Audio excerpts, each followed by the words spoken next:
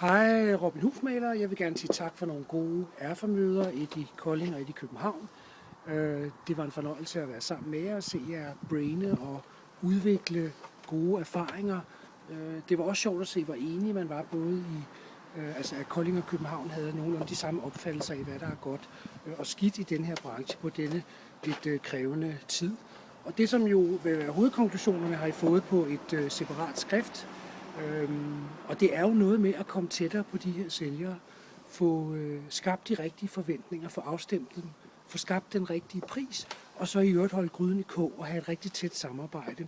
Og det er en meget, meget vigtig del af alt det, vi går og gør, at vi bliver bevidste om det, og en del af vores brandarbejde.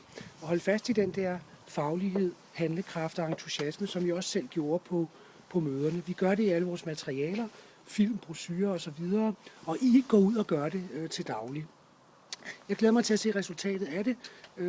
Det er jo jer, der fylder brandet op, kan man sige, med indhold i det daglige. Og jeg er sikker på, at der er et marked derude, som før eller siden lægger mærke til, at det her det er jo nok det bedste bud på ejendomsmæglermarkedet i dag. Held og lykke med det, og god læselyst med referatet.